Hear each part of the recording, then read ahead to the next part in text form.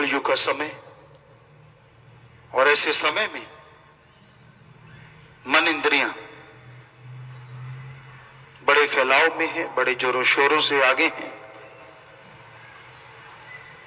इंसान मनमते लोगों की बात को बड़ा आसानी से सुन लेता है। मन जो कहे वो ही कार करे, गुरु वचनों पे ना एतवार करे, गुरु वचनों पे तकरार करे।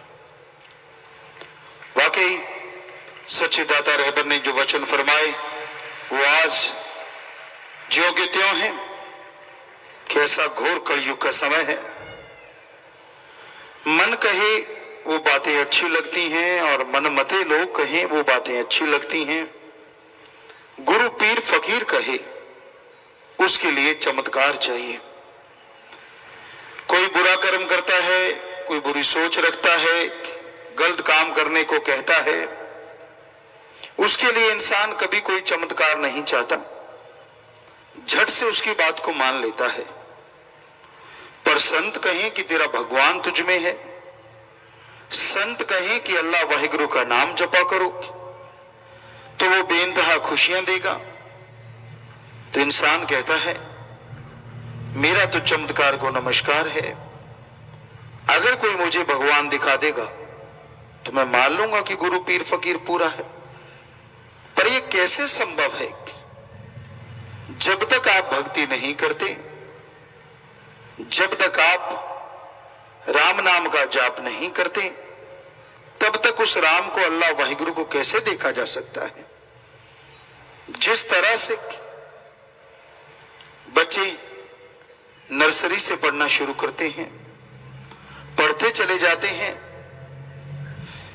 और 20 साल बाद, 15 साल बाद डिग्री, डिप्लोमा, मास्टरेट की डिग्री हासिल होती है।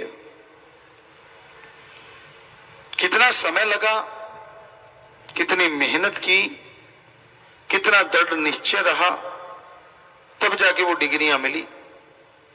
उसी तरह अल्लाह वाहिगुरु राम गौड़ खुदा रब को पाने के लिए आपको दृढ़ यकीन रखना होगा, सर्च करना होगा और दृढ़ यकीन रखते हुए प्रभु अल्लाह वाहिगुरु राम का नाम जपना होगा।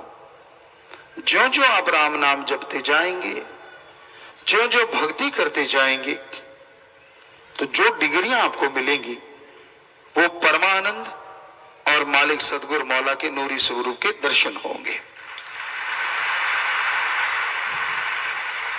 जिसके सामने सब कुछ फीका पड़ जाता है, जिसके मुकाबले में कोई चीज खड़ी नहीं रहती, वो परम पिता परमात्मा, वो अल्लाह, वो वाहिगुरु, वो मालिक, जिसे नूरी स्वरूप में मिल जाया करते हैं, उनके अंदर से ईगो, उनके अंदर से खुदी, अहंकार, द्वेष, द्वेष, चुगली, निंदा, दूसरे को नीचा दिखाने की भावना सब चली जाती हैं। एक शांत में समुद्र की तरह उसके चेहरे पे नूर ठाठे मारने लगता है।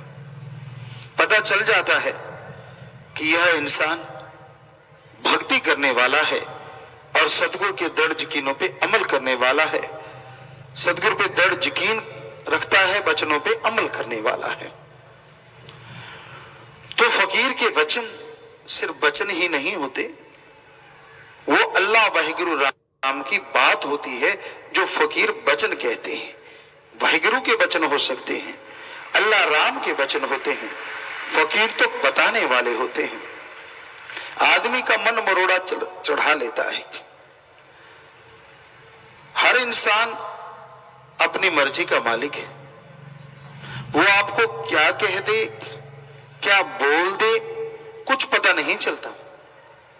पर संत पीर फकीर अगर कुछ बोल दे, अगर भक्ति कर लो तो आपको पता चल जाएगा। कबीर साहब जी फरमाते हैं, संतों का क्रोध भी दाती होता है और दुनियादारी का प्यार भी घाती होता है। कैसे? संत पीर फकीर हमेशा प्यार मोहब्बत की चर्चा करते हैं, पर कोई इंसान के भयानक कर्म आ रहे हैं पहाड़ जैसे, उसकी भक्ति उतनी नहीं है, उसने उतना सुमरन नहीं किया घंटा सुबह शाम, 2 घंटे सुबह शाम, जिससे वो पहाड़ सा कर्म कंकर बन जाए। और उसकी सेवा है, उसका बचपन का प्यार है, तो संत को लाज होती है, गुरु को लाज होती है, ये इस पहाड़ के नीचे दब जाएगा, कोई तरीका नहीं बचता।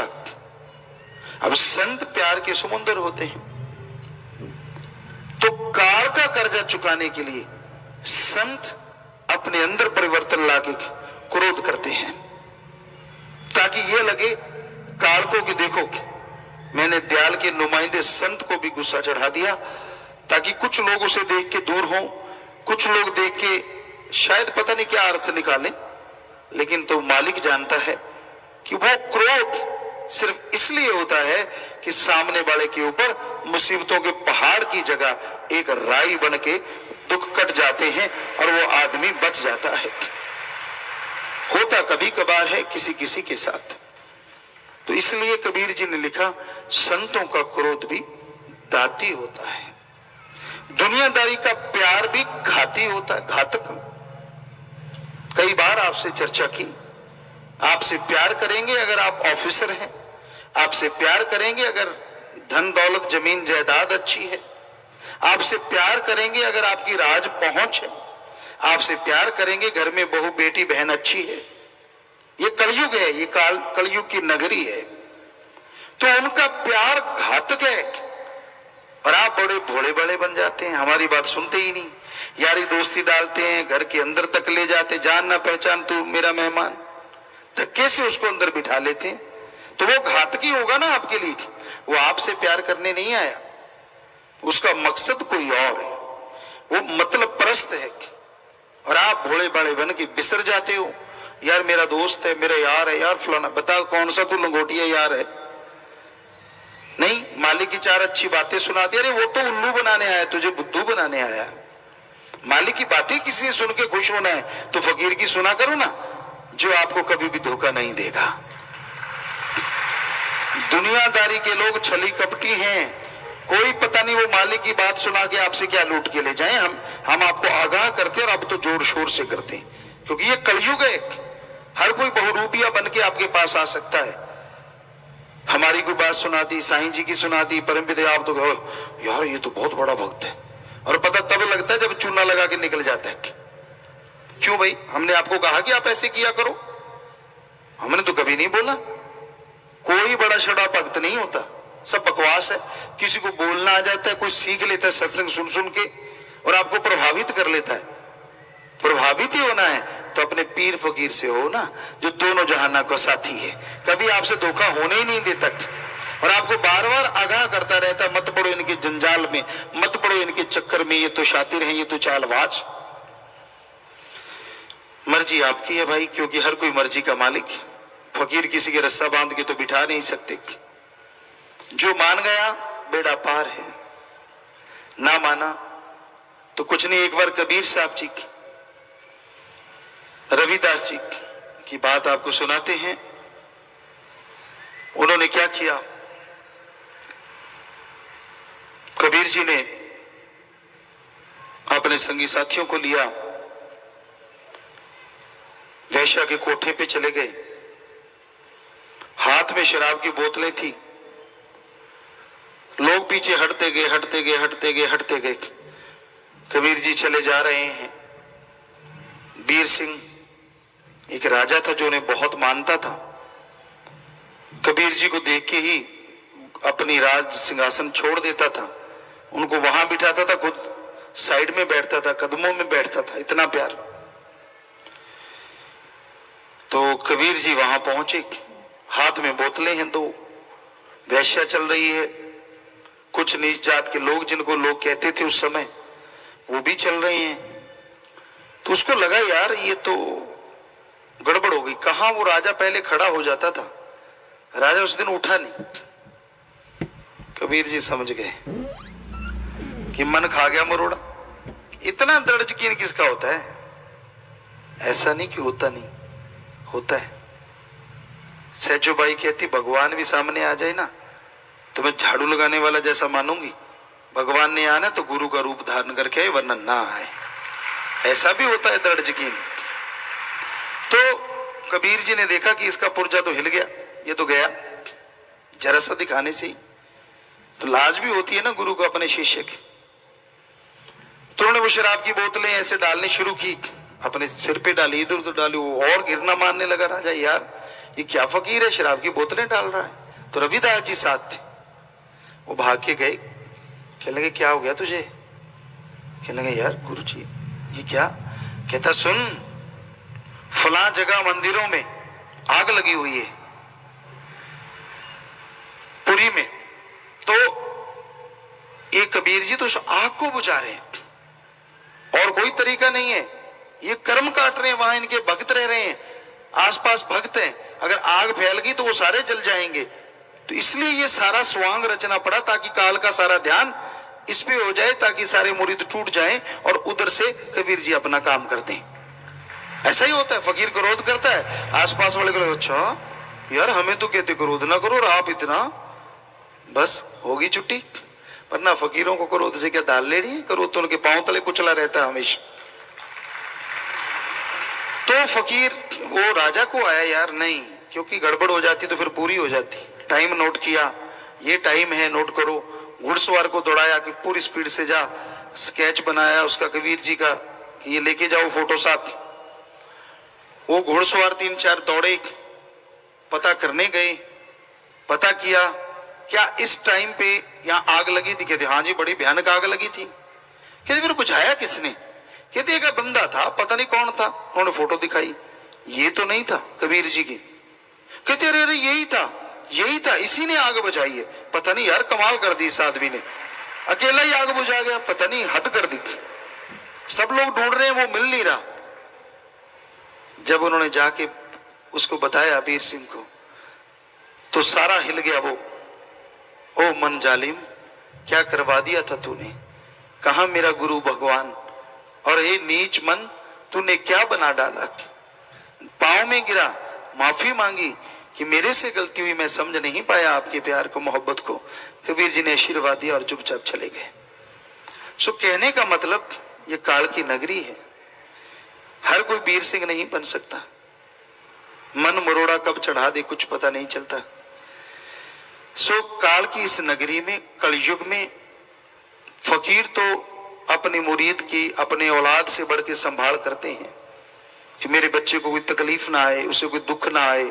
और आज के कलयुगी बच्चे ऐसे होते हैं जो हर बात पे क्यों, किंतु, परंतु, ये नहीं हुआ, वो नहीं हुआ, फलां जगह ऐसे क्यों हुआ, सब भुला देते हैं सतगुरु की रहमतों को, सब भुला देते हैं उसकी कृपा दृष्टि को।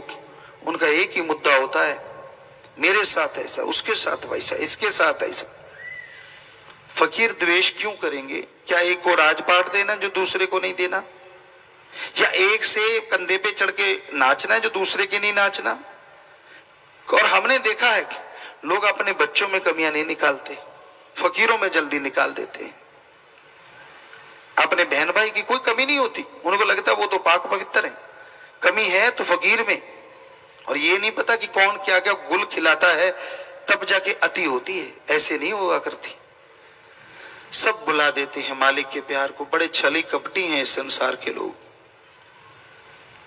शायद बुल्ले शाह ने इसी वजह से कहा था, चल बुल्लिया उत्थे चलिए जिथे होन अकल दे अन्ने, ना कोई साडी जात पछाणे ते ना कोई सानू मन्ने।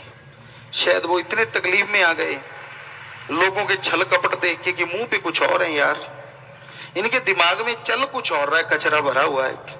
ये दिखाते हैं बड़ी श्रद्धा भावना, बड़ा प्यार, और अंदर इतना छल, इतना जहर भरा हुआ है हद से ज्यादा।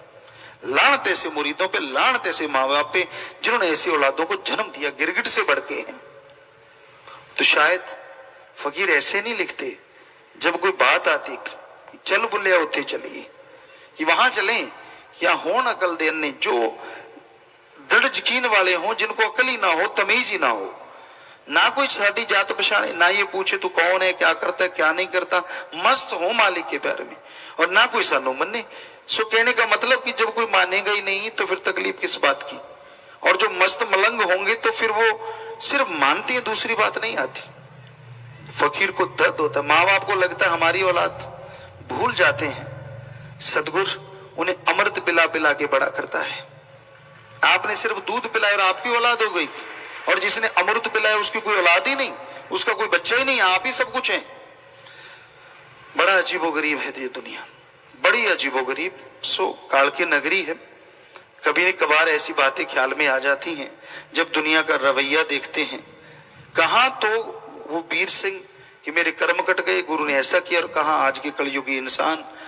कोई बात हो जाती है तो वो गुरु को इतने दोष इतने मरते हैं, पूछिए मत। कभी कमी नहीं निकालेंगे अपने बच्चों पर। सारे ऐसे नहीं है, ऐसे भी होते हैं। किसी बच्चे ने गलती की, हमें अच्छी तरह याद है और वो बात हमेशा याद आती है। बहुत गलती की और उस बच्चे ने शायद अपने माँ बाप को नहीं बताया कि मेरी गलती है। शायद उसने कुछ कहा ऐसा, हमें अब किसी को झूठा इल्जाम नहीं लगाते। क्या कहा क्या नहीं कहा कि मैं भक्ति नहीं कर सकता, मैं तो अब नहीं रह सकता, मैं तो राम नाम नहीं जपूंगा। तो उस बाप ने उसकी बाजू पकड़ी, घसीटते हुए हमारे पास लाए। गुरु जी मैंने आपको सौंपा, भक्ति करे मरे खपे, कैसा रहे आप जानो और ये जाने। मेरे लिए तो मस्ताना जी के वचन सच्चे हैं। जिस दिन ये यहां आ गया था मेरे लिए, मैं इसके लिए मरा, ये मेरे लिए मरा, सवाल ही पैदा नहीं होता। तो मजा आया उस बाप के। आज भी हम उदाहरण दे रहे हैं कि ऐसे भी माँ बाप होते हैं जिनको सतगुरु पे दृढ़ यकीन होता है। नहीं यार मेरा सतगुरु सही है, चाहे बच्चे कुछ भी कहते रहे, और लेकिन ज्यादातर ऐसे ही होते हैं। बच्चे ने जरा सा कहा नहीं और माँ बाप के सारी सेवा सारा सुमन निकल के बाहर आ जाता है। कहते हैं पता ही नहीं चलता कि कब सारा सिमरन सेवा सारी निकल के बाहर आ गई। तो ये अजीबोगरीब दुनिया है, अजीबोगरीब नगरी है, काल की नगरी है। सो भक्ति कीजिए, सुमरन कीजिए, ताकि मालिक की रहमत बरसती रहे और आप बुराइयों से बचे रहें। मालिक से और निभे, यही मालिक से दुआ करते हैं और आप सबको आशीर्वाद कहते हैं। सतगुरु अल्लाह वाहिगुरु राम, सबसे बड़ी ताकत, वो शक्ति जिसकी वजह से ये संसार, ये दुनिया जिंदा है। अगर वो अपनी शक्ति जरा सी वापस खींच लें तो चारों तरफ तबाह बर्बादी हो जाती है। उस परम पिता परमात्मा के बनाए असूलों को जब इंसान अपने तरीके से, अपनी खुदगर्जी के लिए, अपने स्वार्थ के लिए बर्बाद करने लगते हैं तो कहते हैं शिकारी खुद शिकार हो जाता है।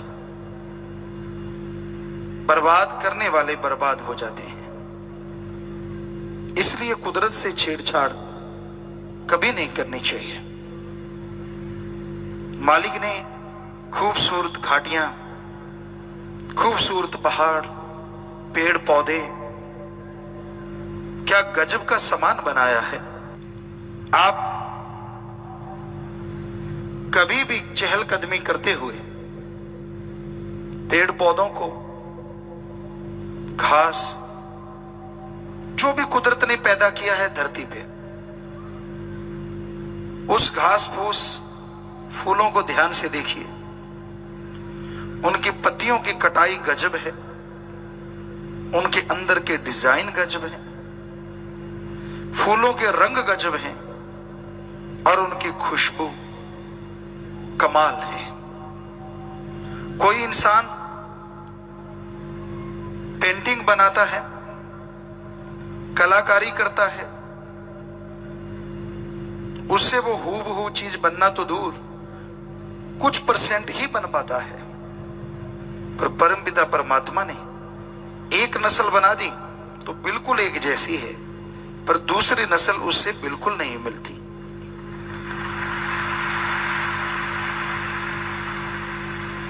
लोग कहते हैं चमत्कार चाहिए, और हम कहा करते हैं यहां निगाह मारो चमत्कार हैं। अपने शरीर को देख लीजिए, गर्मी लगती है, ये दिमाग में ऐसा सिस्टम बना रखा है, पूरे रोम छिद्र को ऑर्डर हो जाता है, पूरी बॉडी को ऑर्डर हो जाता है कि जल्दी से पसीना बाहर निकालो। बहुत गर्मी लगती है, पसीना बाहर आ जाता है, फिर चाहे लू क्यों ना चल रही हो वो भी शरीर को ठंडी लगने लगती है। सर्दी में फिर वही दिमाग अंदर से ऑर्डर देता है, उन्हीं रोम छिद्रों से, उसी स्किन में, चमड़ी में टेम्परेचर हाई होने लगता है और आदमी सर्दी से लड़ने के लायक बन जाता है। उसको देखा देखी आदमी भी कुछ ना कुछ बना रहा है। आजकल एसी आ गए हैं, वो एसी भी हैं, हीटर भी हैं। आदमी की बात, ट्रैक्टर हैं, कई बार हम चलाते सोचते उसके जो एयर क्लीनर है उस पे अगर हाथ रख दो तो कितनी बड़ी गाड़ी है वो बंद हो जाती है। आदमी का नाक मुंह सिल दो, जिएगा कहां से? तो आदमी को देख देख थोड़ी थोड़ी नकल कर करके साइंस ने बहुत सारी चीजें बनाई हैं, लेकिन आदमी के शरीर को अभी 15-20% ही पढ़ पाए हैं। पूरे आदमी को, आदमी की बॉडी को डॉक्टर नहीं पढ़ सके, और आदमी की हरकतें तो कोई पढ़ ही नहीं सकता। ये चलता चलता क्या कर जाए कुछ पता नहीं। पता नहीं इसका मन कितने माइल की स्पीड में चले और बेड़ा गुल कर दे, कुछ पता नहीं। अच्छे भले होते हैं, दिखने में समझदार, सूझवान, पर पता तभी चलता है जब काम, वासना, क्रोध, लोभ, मोह, अहंकार, मन माया में लारे टपका जाते हैं। अच्छे भले सेवादार, अच्छे भले कर्म करने वाले कब इखलाक से गिर जाएं कुछ पता नहीं, और उनके गिरने की वजह से उनकी सारी खुशियां चली जाती हैं। इंसान का पता नहीं चलता, बाकी मालिक ने जो चीजें बनाई हैं उनका पता चल जाता है। गिरगिट है, अगर ध्यान से देखते रहो तो रंग बदलते पता चलेगा, पर आदमी को जितना मर्जी ध्यान से देखते रहो, जो नहीं पता चलने देते बड़े शातिर होते हैं, वो पता नहीं चलने देते। हम दुनिया में इसी तरह लोगों को नाम बताते हैं, भक्ति बताते हैं, घूमते रहते हैं। ऐसे लोगों से भी पाला पड़ता है। क्या गजब के उनके भाषण होते हैं, प्रभावित करने के तरीके होते हैं, ठगी बेईमानी करने का स्टाइल होता है। गुरुजी आप आ गए, सारे लोग आ गए, कोई भी सामान लो, एक पैसा नहीं बचता। हम तो इस तरह से चलाते हैं दुकानदारी। हमने कहा फिर खाते क्या हो जब पैसा ही नहीं बचता, एक पैसा नहीं बचता। इतनी बढ़िया बढ़िया गाड़ियां, बंगले, बगीचे, इतने बड़ी बड़ी दुकानें, जब पैसा तो बचता नहीं, ये क्या धर्मराज जी बना गए आके? इतना झूठ बोलते, फिर इधर उधर देखने लग जाते हैं। बड़ी हैरानी होती है। और आजकल आदमी, कोई सज्जन हमें मिले, कहते गुरुजी सच आपको बताएं, कहते जब आपके पास आते हैं ना, बहुत सोच सोच के बोलते हैं। हमने सोचने की क्या बात है? कहते गुरुजी ये सोच के बोलते कि सच बोलते हैं, क्योंकि सारा दिन तो झूठ ही बोलते रहते। ढूंढना पड़ता है कौन सा सच है। आप देख लो, आप में से सत्संगी हैं, मालिक के प्यार करने वाले हैं, सुबह से लेके रात के सोने तक आप कितने गप मारते हो? कैलकुलेट करके देख लो। मम्मी पापा ने पूछ लिया नौजवान को किधर जा रहा है, वो आवारागर्दी करने जा रहा है, ये थोड़ी बताएगा आवारागर्दी करने जा रहा हूं। मैं तो यार दोस्तों से डिस्कशन करने जा रहा हूं कौन से पेपर आएंगे, मैं पढ़ाई करने जा रहा हूं, मैं फलां काम जा रहा हूं। ये थोड़ी कहेंगे कि मैं आवारागर्दी करने जा रहा हूं, मैं बुरे कर्म करने जा रहा हूं। मतलब ही नहीं है। तो आप कैसे पहचानेंगे? पीर फकीर को मालिक ख्याल दे देते हैं। उनके सामने जो भी कोई आता है, जो भी बैठते हैं, वो पहचान जाते हैं ये किस खसलत का मालिक है, कौन सी आदतें हैं इसके अंदर। और वो एक ही काम करते हैं मालिक से दुआ कि मालिक ये तुझे बेवकूफ बना रहा है, पर इसे पता नहीं है ये खुद के पैर पे कुल्हाड़ी मार रहा है। इसलिए इसको अकल दे, इसको समझ दे। ये चतुर चालाकी बुरे कर्म छोड़ के अच्छे कर्म करे, तेरी भक्ति करे, ताकि तेरी तमाम खुशियों को हासिल करे। आपको कई बार बात सुनाया करते हैं, एक सज्जन थे, उनके गांव में कोई फकीर आया, संत आया, उसने उसकी खूब सेवा की। संत ने भी देख लिया कि ये लोभी लालची है, पर सेवा तो बहुत कर रहा है। उसको बोल दिया, ये ले मंत्र, बेटा जितने बार जाप करे, हर बार मंत्र पढ़ने के बाद बस ये कहते रहना, बन जा सोना, बन जा सोना। जिस भी लोहे को तू पकड़ के सोना कहेगा वो सोना बन जाएगा, लेकिन बार बार नहीं, एक बार। कहने लगा जी ठीक है। अब संतों को तो उसने वहां से जाने ही नहीं दिया, वो तो जा रहे थे, उससे पहले ही शुरू हो गया। जो भी कोई लगा लोहे का सामान, किलो का बाट या जो भी सामान था, रख लिया, मारा मंत्र, बन जा सोना, बन जा सोना, बन जा सोना, लग गया, हो गया शुरू। अब आधा घंटा बीत गया, घंटा, 2 घंटे, 3 घंटे। लोभी लालची के फिर पंजाबी च कहते हौल पैन लग जाते। कई होते ना भूख के टाइम उनका अंदर से ऐसे लगता है जैसे कोई नोच रहा हो, कहता अब तो खा जा जो भी चीज सामने आए। ऐसे लोभी लालची होते हैं। उनको होता है यार इतनी देर होगी, गुस्सा चढ़ने लगा, बुरा हाल हो गया, मैं कब से लगाऊं बन जा सोना, ये है लोहे का लोहा। गुस्सा चढ़ता गया, बोलता गया, बोलता गया, घंटा और बीत गया, ज्यों त्यों गुस्से में आ गया, लाल पीला हो गया। कहता गाली दे के कहता सोना नहीं तो पित्तल बन जा, और वो पित्तल बन गया। अब पास के गांव में संत गए हुए थे, भागा, वहां पहुंचा, कहता लो जी आपका मंत्र का तो कोई फायदा ही नहीं हुआ। कहने के क्यों भाई? कहते मैंने मंत्र मारा और बोलता रहा, पर ये तो पित्तल बन गया। संत मुस्कुराए, कहने लगे झूठ मत बोल, वरना और बेड़ी में बट्टे डल जाएंगे, सच बता क्या हुआ था। उस जमाने में कुछ ना कुछ ज्यादा सच बोला करते थे लोग। कहने लगा जी सच्ची बात तो ये है, 2 घंटे, 1 घंटा, 1.5 घंटा, 2 घंटे, 2.5 घंटे, 3 घंटे गुजर गए, मुझे गुस्सा चढ़ना शुरू हो गया।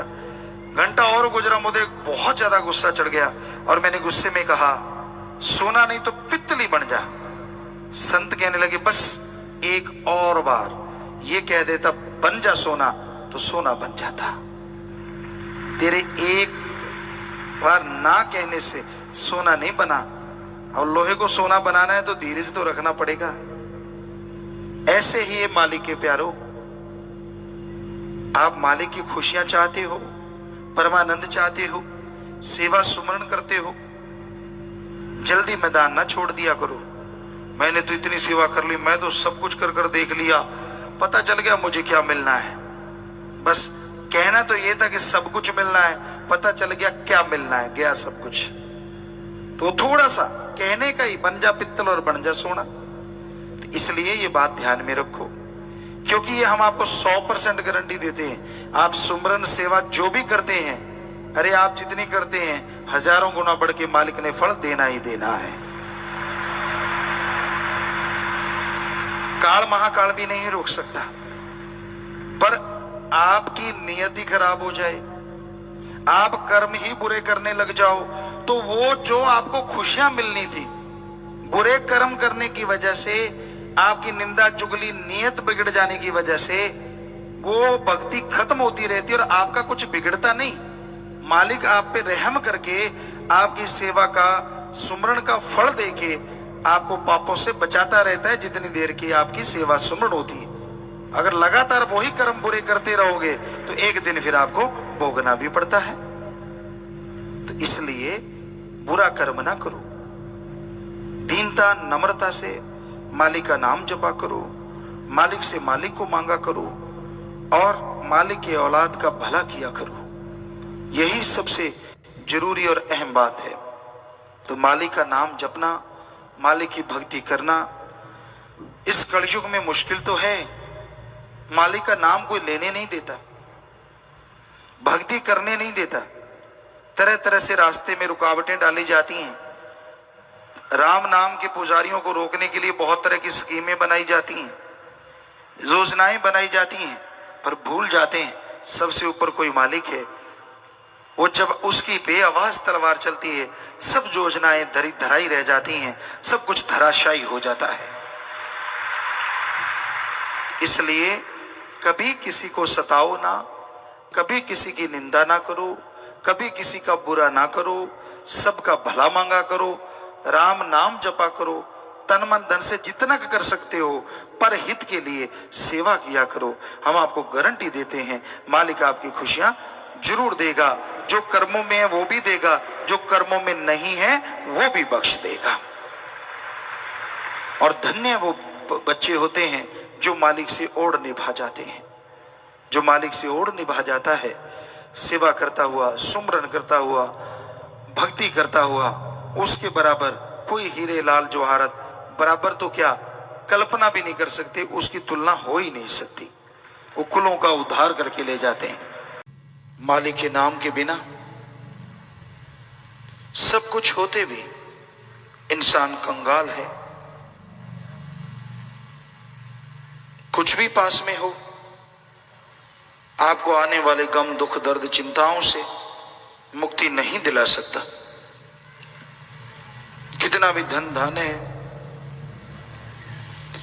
कितनी भी जमीन जायदाद, कितना भी बाल बच्चे परिवार है, ये सब मिलके आपके आने वाले पहाड़ जैसे कर्मों से आपको नहीं बचा सकते। उन कर्मों से बचने के लिए परमात्मा का नाम है। जैसे इंसान का नाम है, सिर्फ इंसान कहने से कोई नहीं बोलता। आपका नाम लेके बुलाया जाए तो आप झट से खड़े हो जाएंगे। उसी तरह ओम हरि अल्लाह वाहिगुरु गॉड खुदा रब, वो ओंकार, वो सुप्रीम पावर एक है, पर उसका नाम लिए बिना उसको बुलाया नहीं जा सकता। क्योंकि भगवान भगवान तो कोई कहता है 33 करोड़, कोई कहता है 365 करोड़, देवी देवता वो सारे के सारे भगवान हैं। मूल मंत्र है, तीन देव, शिव जी हैं, महादेव, ब्रह्मा जी, विष्णु जी, उनका मूल मंत्र है। लेकिन जिसने इन सबको बनाया है, आत्मा को बनाया, सारी सृष्टि को बनाया, उसका मूल मंत्र जो है उसी को नाम कहते हैं, गुरु मंत्र कहते हैं, कलमा कहते हैं, या मेथड ऑफ मेडिटेशन कहते हैं। और जब आप उस सुप्रीम पावर का नाम लेते हैं तो बाकी जितने भी देव फरिश्ते हैं ऑटोमेटिकली उनका जाप हो जाता है, ऑटोमेटिकली वो खुश हो जाते हैं। इसलिए उस मालिक के नाम का अभ्यास करना सीखिए। अगर आपको गुरु मंत्र नहीं मिला तो लीजिए, और मिला है तो सुमरन कीजिए। जब तक आप सुमरन नहीं करेंगे, आपकी भावना शुद्ध नहीं होगी और आप मालिक के दर्श दीदार से महरूम रहेंगे, खाली रहेंगे। इसलिए सुमरन के लिए नियम बनाओ। खाने का नियम है, पीने का नियम है, पहनने का नियम है, काम धंधे का नियम है। आपने हर तरह का नियम बना रखा है। उसमें अगर नियम नहीं है तो अल्लाह वाहिगुरु मालिक की भक्ति, इबादत का, उसके लिए भी टाइम निश्चित करो कि हाँ मैं इस समय मालिक का नाम जपा करूंगा, इस समय में मालिक की भक्ति इबादत किया करूंगा। तो आप जो टाइम भगवान के लिए, अल्लाह वाहिगुरु राम के लिए निश्चित करेंगे, उसमें जाप करना शुरू कीजिए। तो धीरे धीरे आप मालिक की दया में रहमत के काबिल बनेंगे और आपके अंदर की बुराइयां दूर होते जाएंगी और अंदर बाहर से आप माला माल हो जाएंगे। जब तक इंसान के अंदर मैल भरी है, जब तक इंसान मनमते चलना बंद नहीं करता, तो इस घोर कलयुग में उसका रहमो करम बरसता है, वो नजर नहीं आता। कई बार आदमी सोचता है मैं कितने का वचन मानूं। तू कितने का कहता है ये बता, मानता कितने के? ये कहना आसान है, मैं यार इतने कितने को मानूं। इतने कितने के? 3 परहेज हैं, व्यवहार के सच्चे बनो, और फकीर जो आपके लिए वचन कहते हैं उस पर अमल करो। फकीर क्या वचन कहते हैं? सुबह शाम सुमन कीजिए, तन मन धन से परमार्थ परहित के लिए सेवा कीजिए, व्यवहार के सच्चे बनो। जो भी जिसके लिए नियम है उसकी उल्लंघना करना, मालिक की खुशियों से महरूम होना है। आप मनमते क्या क्या कर रहे हैं? पहले तो ये आपको बात सुनाया करते थे, अब फिर सुनाते हैं कि एक जमींदार भाई आए और कहने लगे, पिताजी मैंने ट्रैक्टर लेना है, कौन सा लूं? हमने कहा जो तेरा दिल करे भाई। कहते नहीं नहीं, आपने तो बहुत जमींदारा किया है, 7 साल के लगे थे, बताइए। मैंने कहा जमीन कितनी है? 3-4 एकड़ है। तो आयशर ले ले, खर्चा कम है। बहुत पहले की बातें हैं, हम किसी कंपनी की मशहूरी नहीं करते, लेकिन वैसी बात चली। तो कहने लगा वो तो ठीक है पिताजी, अगर मैं हिंदुस्तान ले लूं कैसा रहेगा? हमने कहा भाई हमारे ख्याल से तो छोटा खेत है, छोटा ट्रैक्टर बढ़िया है। कहते नहीं वो तो आपकी बात ठीक है, मैं हिंदुस्तान ले लूं तो ले ले। मतलब करना जो मनमता, मोहर लगानी सतगुरु की।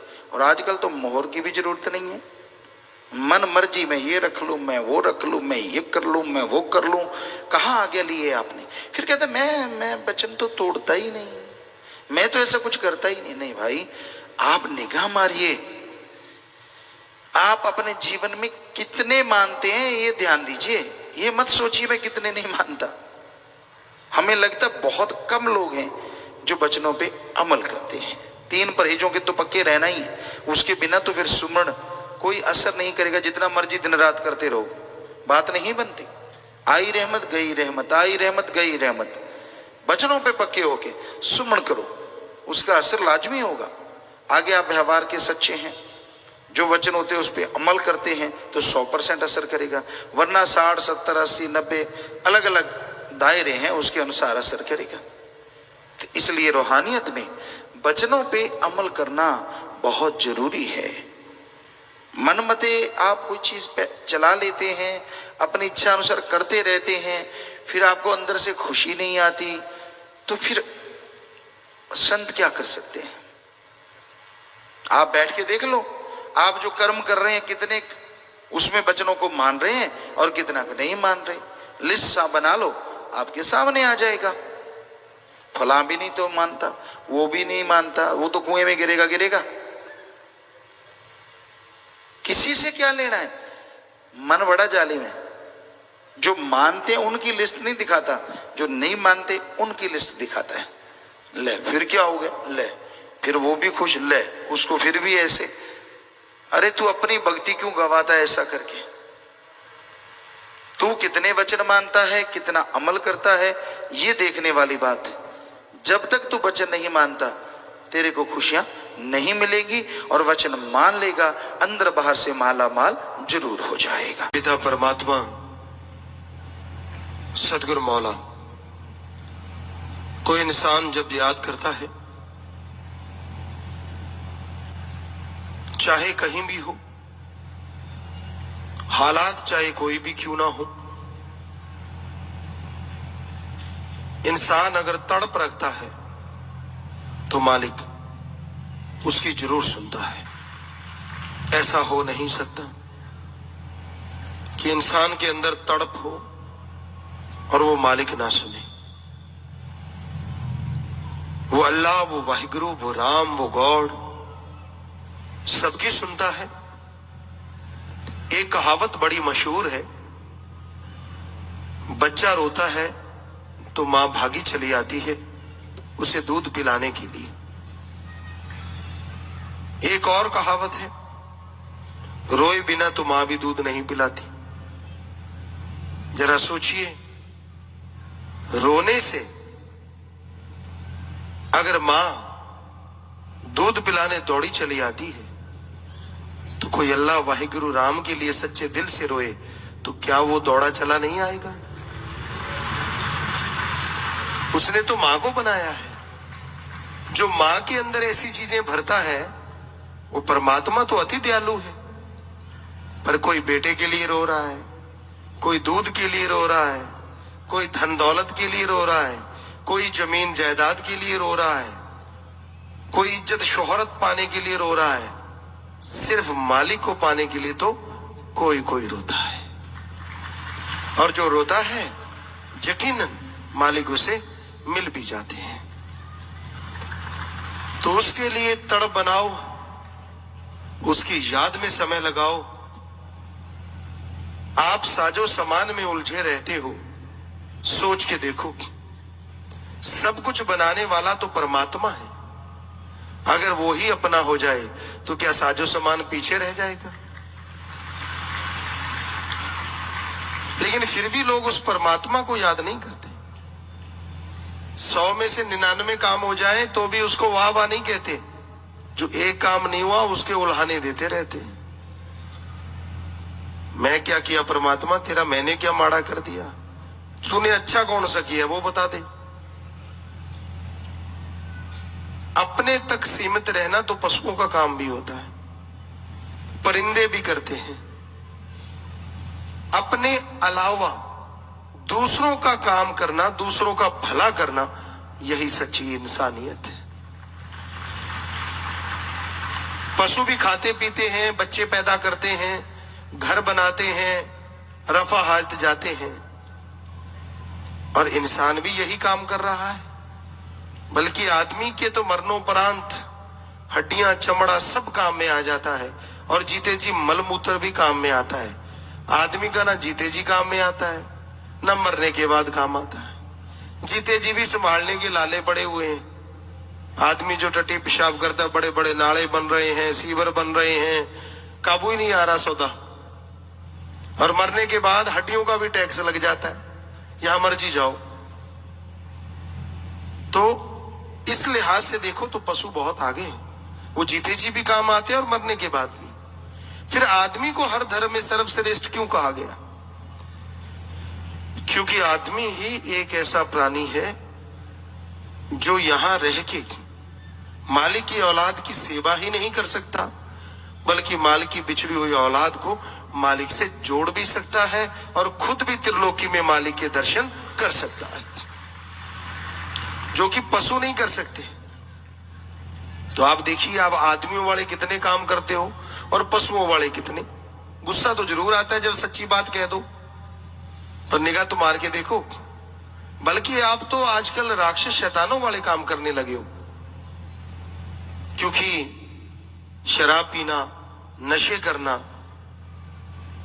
जितने भी प्रकार के नशे हैं, हम आपको उदाहरण दे देते हैं।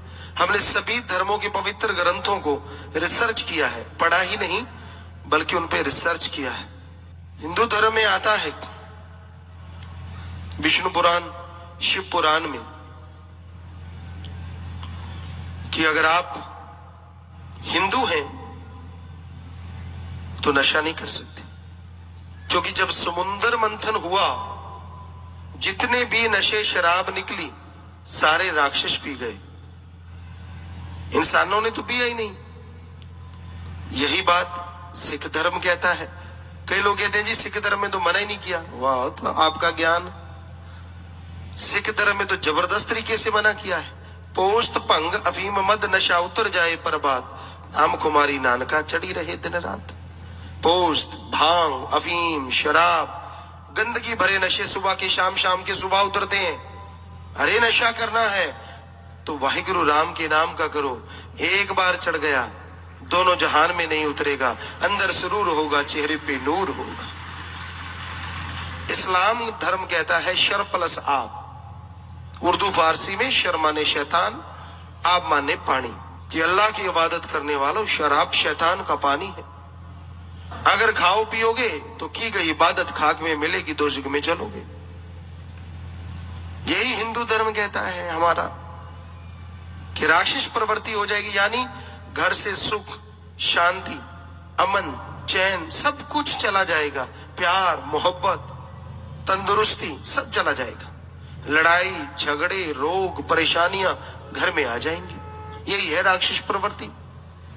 तो हर धर्म नशा रोक रहा है। हमें हैरानी तब होती है, आप अपने गांव में देखो, शहर में देखो, हिंदू मुस्लिम सिख ईसाई लोग ही ज्यादा ना अपने भारत में, फिर भी ठेके खुले हुए। किस लिए भाई? और उन पे जाता कौन है? हिंदू नहीं जा सकता, अभी आपको सुनाए धर्मों की बात, मुसलमान नहीं जा सकता, सिख नहीं जा सकता, ईसाई नहीं जा सकता, क्योंकि ईसाई भी कहता है गॉड्स प्रेयर का नशा करो, वो नशा ना करो जो गॉड से दूर करे। तो फिर उस पे जाता कौन है? आदमी तो कोई है ही नहीं। धर्म तो है सारे, कोई ना कोई हिंदू है, कोई मुस्लिम है, कोई सिख है, कोई ईसाई है। और फिर भी आपने नशों की दुकान अपने गांव में शहर में सजाई है। कभी आपको लानत नहीं आई है कि धर्मों ने जिस नशे को पाप कह के दिया दुहाई है, आपने उसी की दुकान अपने गांव के बिल्कुल फ्रंट में सजाई है। अरे लानत आपको धर्म मानने का और लानत आपका सरनेम रखने का। क्यों भाई? जब धर्म कह रहे हैं कि नशा नहीं करना, तो दुकानें क्यों खोल रखी? किस लिए? कभी आया ख्याल? और अगर आप धर्म के नुमाइंदे हो तो फिर ये बताओ कि आपके शहरों में, आपके गांव में नशे ठेके कैसे खुले हुए हैं? बताओ। अगर आप हिंदू मुस्लिम सिख ईसाई हैं तो नशे पे जा नहीं सकते, तो वहां जो रात को चोरी चुप के जाते हैं, जो शरेआम जाते हैं, वो कौन होते हैं? यही इन्हीं धर्मों में से होते हैं।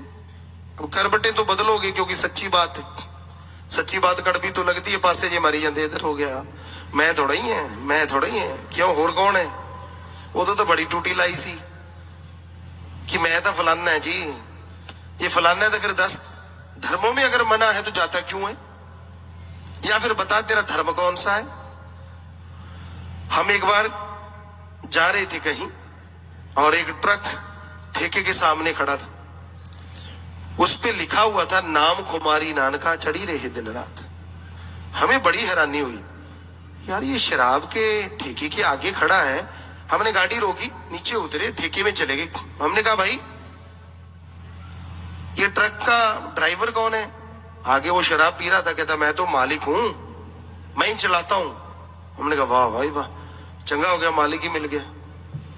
हमने कहा वो ट्रक पे क्या लिखा हुआ है? कहता नाम कुमारी नानका चढ़ी रही दिन रात। तो हमने कहा तेरे हाथ में क्या है? कहता जी पौआ।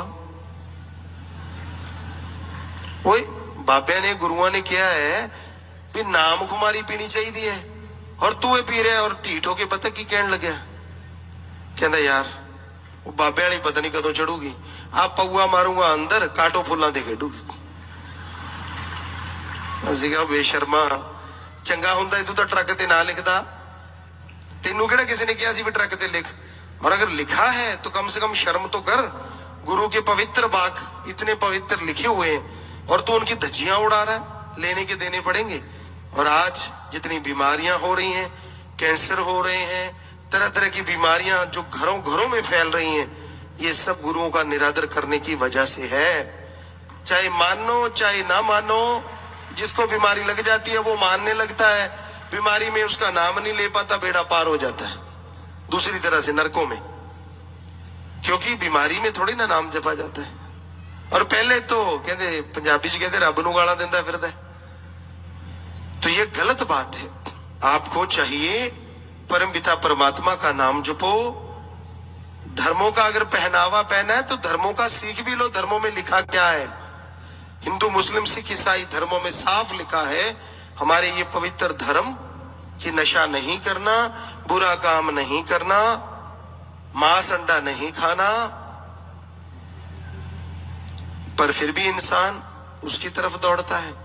अब शादियां देखो आप, हम जाया करते थे, सभी धर्मों में जाते थे, अच्छे भले बढ़िया सफेद कपड़े पहन के जाते थे, और वहां जाके उनको लगता था मैं तो हीरो बन गया। शराब पी ली, खाना इस तरह का खाना, फिर उल्टियां शुरू कर दी, वहां जो गोबर पड़ा होता था उस पे कुश्ती लड़ना, और साथ ही फिर कैसे उठा के लाते थे। एक तो बड़ी हंसने वाली बात हम देखा करते थे, एक सज्जन थे, वो हर जगह ही जाता था, हर जगह ही नशा करता था, हर जगह ही गोबर में कुश्ती लड़ता था, किसी की शादी में जाए, और हर जगह ही 2 लोग बाजुओं से पकड़ते थे तो टांगों से 1 2 पत्थर ही बस के अंदर तड़ाक। तो ये कई लोग ऐसे भी होते हैं, कई धक्के से बराती बन जाते हैं, ये भी होता है, ऐसे भी देखा हमने। तो ये चीजें गलत हैं, हमारे जो मर्यादा है, हमारा जो कल्चर है, उसके बिल्कुल खिलाफ है। ऐसा नहीं करना चाहिए, बल्कि धर्मों के अनुसार जिंदगी जियो तो अंदर बाहर से खुशियों से माला माल जरूर हो जाओगे।